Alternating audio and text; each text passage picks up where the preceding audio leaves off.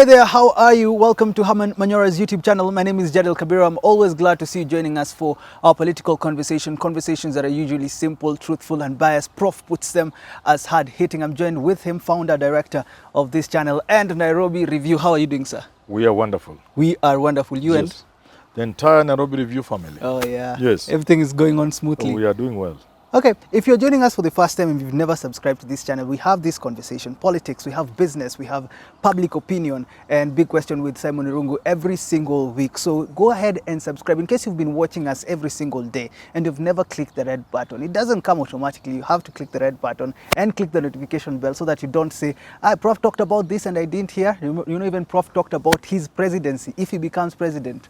If you haven't clicked the notification bell, you might miss out on a lot. So click the notification bell so that you become the first one to view these conversations. Today's conversation is about the future of Mount Kenya. So much has been talked about, including Polycarp Igathe joining politics once again, gubernatorial aspirant for Nairobi. And some would want to know, is this going to do good for Raila Odinga now? He doesn't have to think about his deputy coming from Mount Kenya because he's bringing someone from Mount Kenya in Nairobi. Yeah, people have said, looks like once you have given Mount Kenya Nairobi, then the burden of having to give them DP position is removed from you. And that means now Raila can give Kalonzo or anyone else. Oh.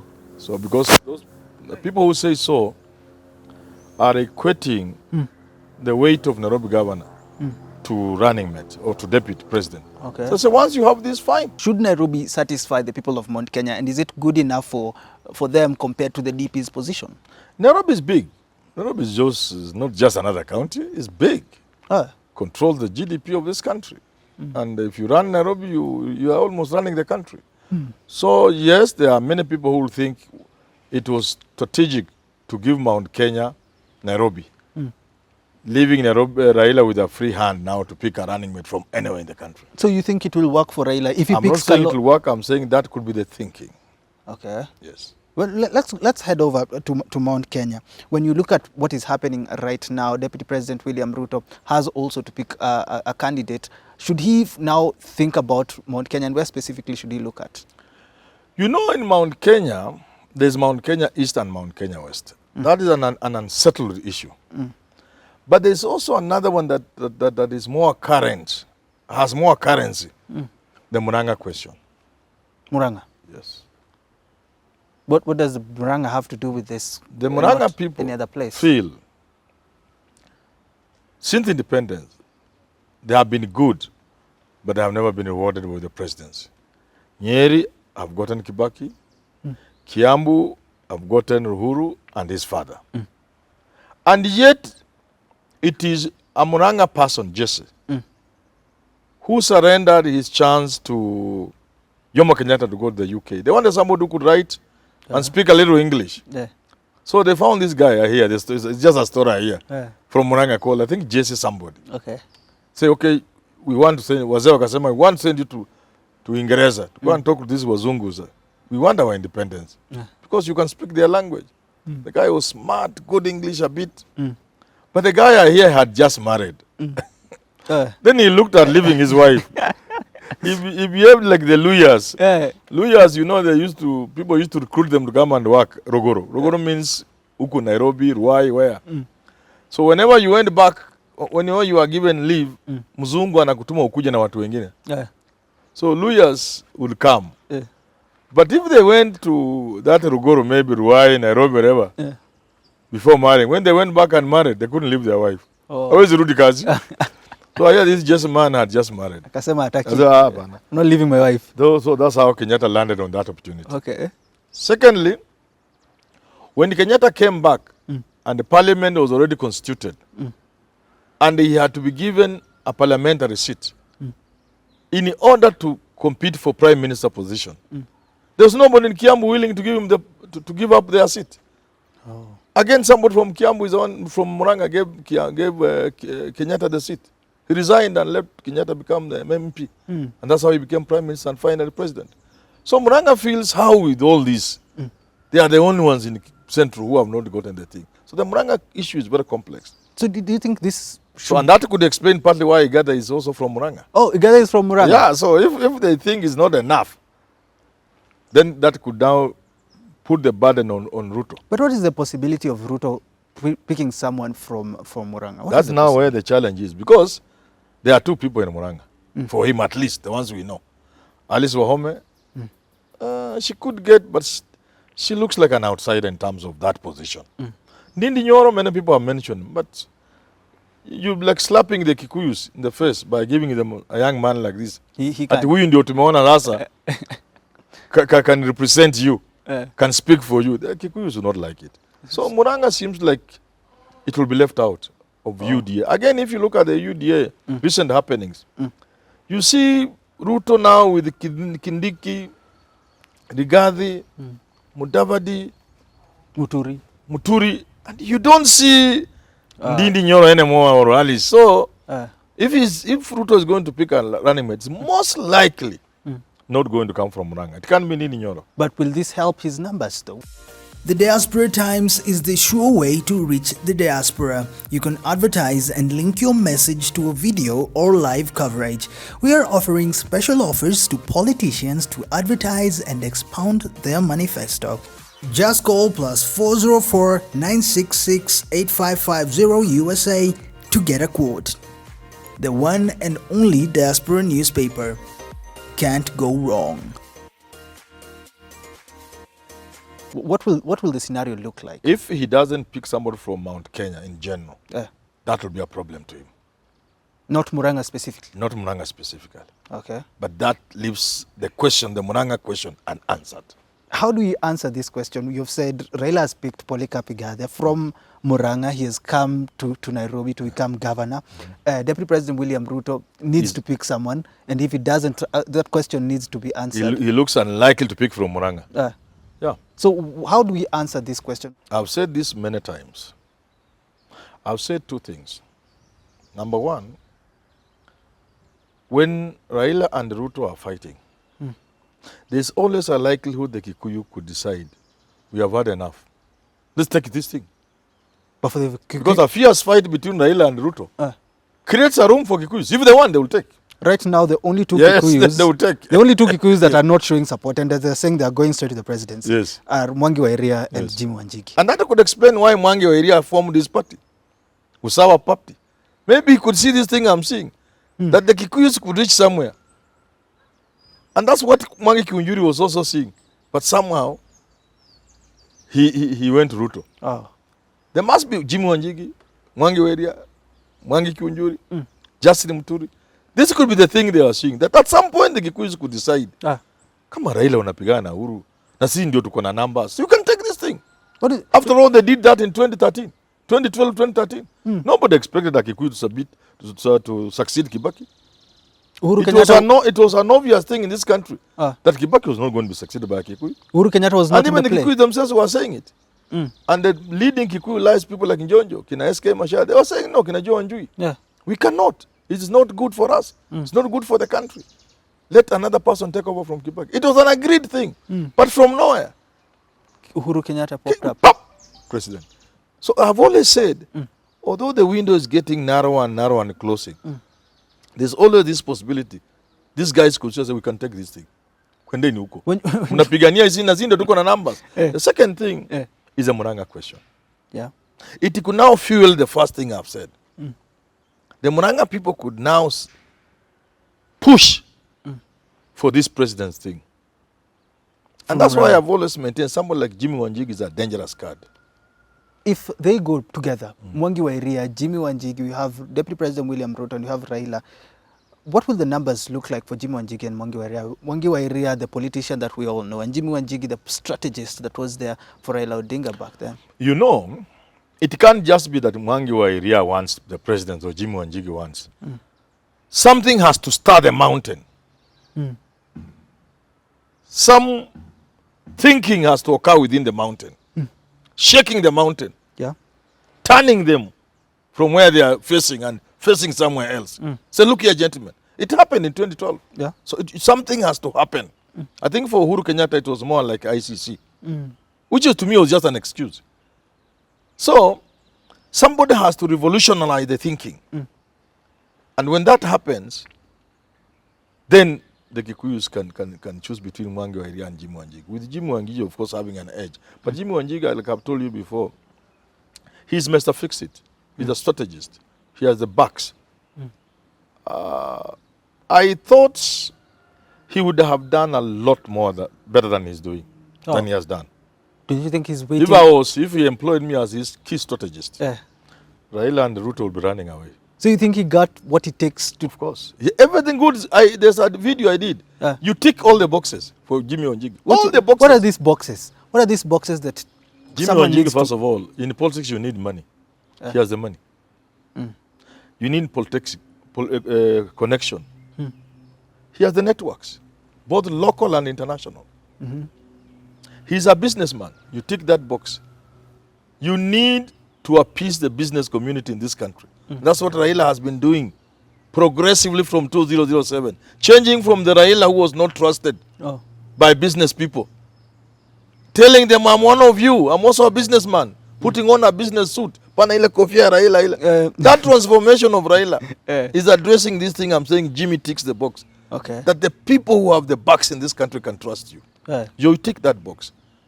You tick the box, it comes from the Kikuyu community. The largest community, the most political, the most conscious. You tick that box. You see? So you can go on and go on. Jimmy Wanjigi is a strategist. He played a key role, and known to many people, a key role in the Uhuru presidency of 2013. Not just because he has said it, because some of us know. Because he's the one who made Uhuru and Ruto abandon the Mudavadi project. Which project? See, they had blessed Mudavadi. They went to Mudavadi's home and said, you run. Because we are going to the SEC, you run, we support you. You remember that? Yeah. There was a deal between them. A really serious deal. The Madimon thing then came up later. Yes. The Madimon aspect, Jimmy Wanjigi is a key player in the Madimon thing. I understand so before they clinked the understanding, for 3 days they didn't sleep. Because yes, and Jimmy was the one in charge of the whole process. So he knows everything. He knows how to deal and fix politics. But what does he in lack? 2017, what did he do? He was behind the Raila campaign. Yes. Okay? Yeah. Almost the brain behind it. And including the success I hear of the petition and things of that nature. And indeed, he has said himself, one of the reasons why he fell out with Raila is that Raila refused to move to the next stage, which was go to State House. So you can see he's also bold. You tick the box. And a man who can face Raila in an election, I'm going to wrestle Raila in ODM. He's also, and the Kikuyus like jambas. But when they like tough people. So Jimmy Wanjigi has every box ticked, except that for which he's supposed to be the best. He's supposed to be the best organizer. But I haven't seen it.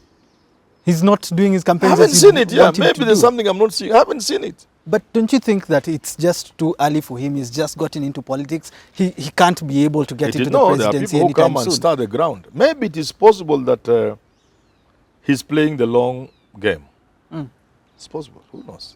But what will it mean, though, if what we've just talked about, the deputy choice for Ruto not going to Murang'a, and something stirs up in Mount Kenya, what will it mean for the politics and the elections of this year if you have Jimmy Wanjigi running for presidency? If the people of Mount Kenya were not happy because they have not been given the running mate by Raila and maybe by Ruto has given them a lackluster candidate like Professor Kindiki. Kithure Kindiki. Yeah. Good friend of mine. Yeah. They could get annoyed. That could start the mountain. You know, and you know, people really don't need reasons. They always go for little excuses. You know? Yeah. I thought you were also asking me, how will this impact on the 2022 election? And that's what I was asking, these elections. If the Kikuyus decided to support one of their own, like Mwangi wa Iria or Jimmy Wanjigi, there is only one thing that is certain on the table. There will be a rerun. There will be a runoff. There will be a runoff? 100% sure.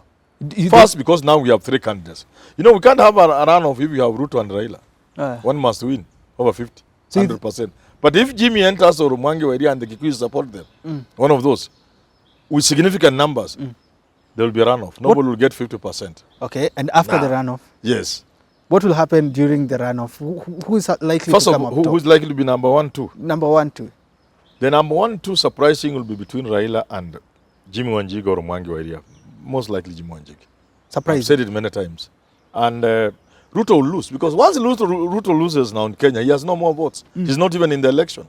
But don't you think Mount Kenya might be split between, let's say, Ruto and Jimmy Wanjigi, and Jimmy Wanjigi coming behind Ruto because Ruto will still have Rift Valley?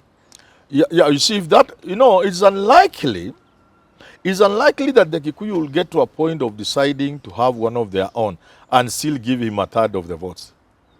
Oh. That when something like that happens, it sweeps.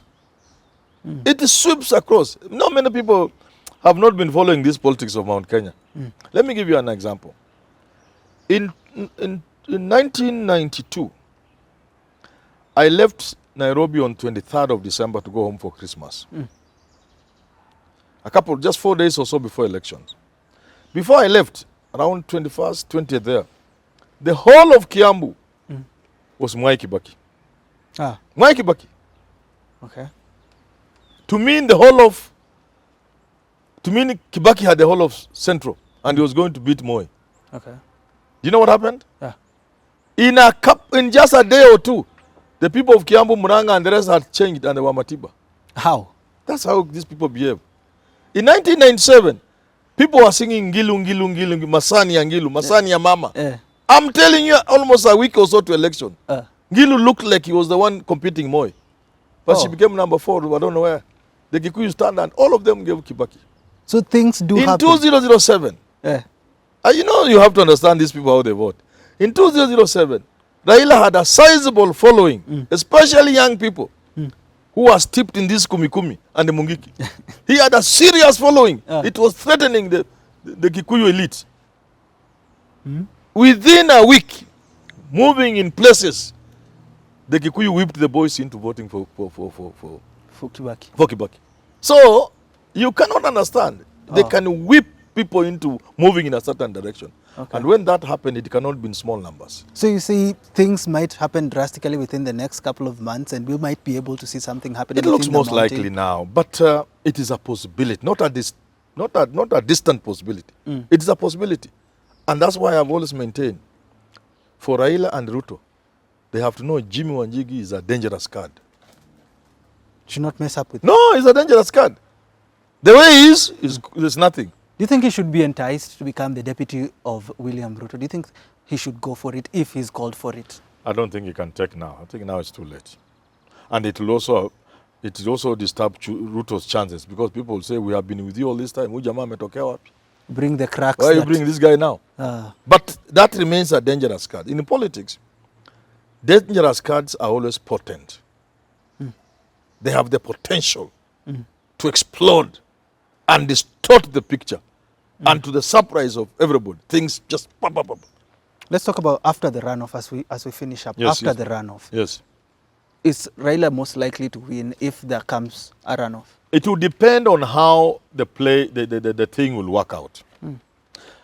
What will the Kalenjin feel? They will feel betrayed by the Kikuyus. Okay? Yeah. What are they likely to do? Might go to Raila. What will other Kenyans think? Okay? It will be runoffs are always very tricky. George Weah is a good example. Runoffs are always very tricky. A guy gets 45% and misses by 5%. He goes to runoff with a man who had maybe 15% next, because there were many candidates. And that guy beats him.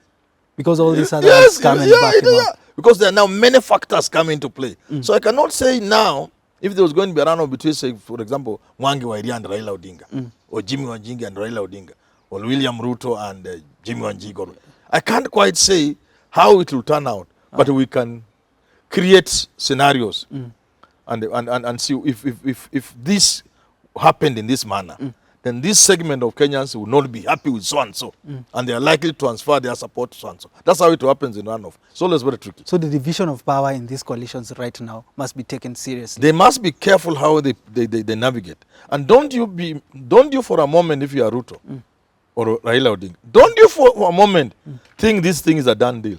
No, it's never over Until it's over. until the lady says it's over. The It's fat lady never. says, eh? It's never over. Uh, And 3 months in politics, this is a hell of a lot of time. Things can happen. okay. But we don't expect a lot of surprises. But things can happen. Things can happen. It's never over until the fat lady sings. Thank you so much for tuning in to today's political conversation. Let me remind you again about isorite.com. Isorite.com is a global merchants platform where you can do listing of your products. So if you're in Africa and in Kenya specifically and you'd like to get those American dollars, go to isorite.com and you'll be able to list your products. Let's say you have property, you have cars to rent, you have products that you'd like to sell, you have bags, you have shoes, you have kitchenware. Go to isorite.com, sign up now and list the products that you'd like your clients to reach to, and you'll be able to find clients to buy your products, to rent your property, or even to rent your car. And yes, if you'd like to rent something here in Kenya or abroad, go to isorite.com. I'm sure you'll find something that is affordable and convenient for you. Until we do have these conversations again, thank you so much. Have yourself a lovely rest of your day.